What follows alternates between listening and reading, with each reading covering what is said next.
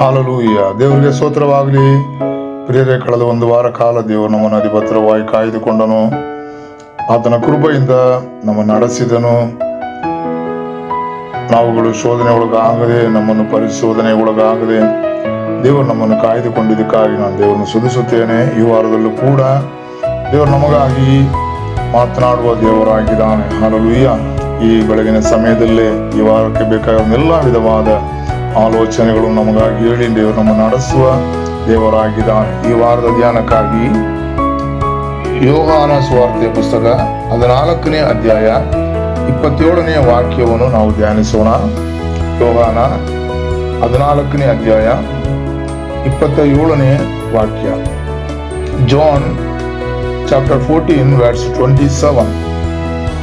ಶಾಂತಿಯನ್ನು ನಿಮಗೆ ಬಿಟ್ಟು ಹೋಗುತ್ತೇನೆ, ನನ್ನಲ್ಲಿ ಇರುವಂತ ಶಾಂತಿಯನ್ನು ನಿಮಗೆ ಕೊಡುತ್ತೇನೆ. ಲೋಕವು ಕೊಡುವ ರೀತಿಯಿಂದ ನಾನು ನಿಮಗೆ ಕೊಡುವುದಿಲ್ಲ.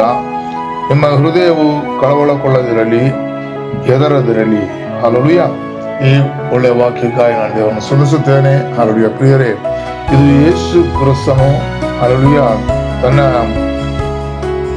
ಶಿಷ್ಯರನ್ನು ನೋಡಿ ಹೇಳುವಂತ ಮಾತುಗಳಾಗಿದೆ. ಆಮೇಲೆ ಹಾಲೆಲೂಯ ವಾಗ್ದಾನವಾಗಿದೆ. ಶಾಂತಿಯನ್ನು ನಿಮಗೆ ಬಿಟ್ಟು ಹೋಗುತ್ತೇನೆ, ನನ್ನಲ್ಲಿ ಇರುವಂತ ಶಾಂತಿಯನ್ನು ನಿಮಗೆ ಕೊಡುತ್ತೇನೆ. ಆಮೇಲೆ ತನ್ನಲ್ಲಿ ಬಂದ ಜನರನ್ನು ನೋಡಿ ತನ್ನ ಶಿಷ್ಯರುಗಳೆಲ್ಲರೂ ಸೇರಿ ಇರುವಾಗ ಆಮೇನ್ ದೇವರು ಹೇಳುವಂತ ಈ ಮಾತುಗಾಗಿ ನಾನು ದೇವರನ್ನು ಸ್ತುತಿಸುತ್ತೇನೆ.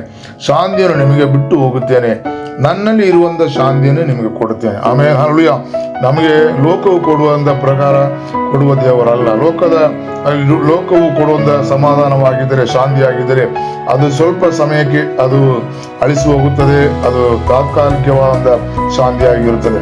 ಆದರೆ ದೇವರು ನಮಗಾಗಿ ಕೊಡುವಂತ ಆ ಸಮಾಧಾನ, ಆ ಶಾಂತಿ ಅದು ನಿರಂತರವಾಗಿರುತ್ತದೆ. ಅದು ನಮ್ಮನ್ನು ಸಂತೋಷದಲ್ಲಿ ನಡೆಸುತ್ತದೆ. ಅದು ನಮ್ಮನ್ನು ಸ್ವರ್ಗ ರಾಜ್ಯಕ್ಕೆ ನೇರವಾಗಿ ನಮ್ಮನ್ನು ನಡೆಸುತ್ತದೆ. ಎಲ್ಲ ವಿಧವಾದ ಈ ಭೂಮಿಯ ಸಂತೋಷದಲ್ಲೂ ಅದು ನಮ್ಮ ನಡೆಸುವಂತದ್ದಾಗಿರುತ್ತದೆ. ಯಾಕಂದ್ರೆ ದೇವರ ಸಮಾಧಾನ ಅದು ಕಡಿಮೆಯಾಗುವುದೇ ಇಲ್ಲ. ದೇವರ ಸಮಾಧಾನ ಅದು ಅಳಿಸಿ ಹೋಗುವುದೇ ಇಲ್ಲ. ಹಾಲೆಲೂಯ. ಅದು ದೇವರ ಸಮಾಧಾನ, ಶಾಂತಿಯು ಅದು ತಾತ್ಕಾಲಿಕವಾದದಲ್ಲ, ಅದು ನಿರಂತರವಾದದ್ದಾಗಿದೆ. ಹಾಲೆಲೂಯ.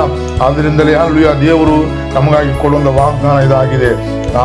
ನನ್ನ ಸಮಾಧಾನವನ್ನೇ, ನನ್ನ ಶಾಂತಿಯನ್ನೇ ನಾನು ನಿಮಗೆ ಕೊಡುತ್ತೇನೆ, ಲೋಕವು ಕೊಡುವ ಪ್ರಕಾರವಲ್ಲ. ಆಮೇಲೆ ಮಾತ್ರವಲ್ಲ, ನೀವು ಕಳವಳಗೊಳ್ಳದಿರಲಿ, ನಿಮ್ಮ ಹೃದಯವು ಕಳವಳಗೊಳ್ಳದಿರಲಿ, ಹೆದರದಿರಲಿ. ಆಮೇಲೆ ನಮ್ಮ ಹೃದಯವು ಕಳವಳಗೊಳ್ಳದೆ ದೇವರನ್ನೇ ನಂಬಿ ಆತನನ್ನೇ ನಾವು ಹಿಡಿದುಕೊಂಡು ನಾವು ಪ್ರಾರ್ಥಿಸುವಾಗ, ಆತನಲ್ಲೇ ನಾವು ಆಶ್ರಯ ಇಡುವಾಗ ಆತನು ನಮಗಾಗಿ ತನ್ನ ಸಮಾಧಾನ ಶಾಂತಿಯನ್ನೇ ಕೊಟ್ಟು ನಮ್ಮನ್ನು ಬಲಪಡಿಸುತ್ತಾನೆ.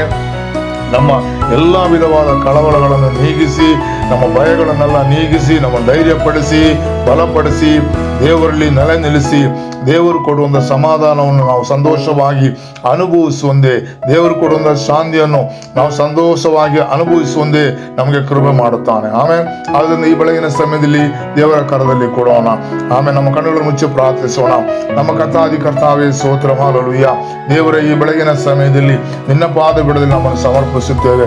ಕರ್ತನೇ, ಈ ವಾಕ್ಯದ ಮುಖಾಂತರ ನಿನ್ನ ನಮ್ಮೊಟ್ಟಿಗೆ ಮಾತನಾಡಿದಕ್ಕಾಗಿ ಸ್ತೋತ್ರ. ನಿನ್ನ ಸಮಾಧಾನವನ್ನೇ ನಮಗೆ ಕೊಡುವುದಕ್ಕಾಗಿ ಸ್ತೋತ್ರ.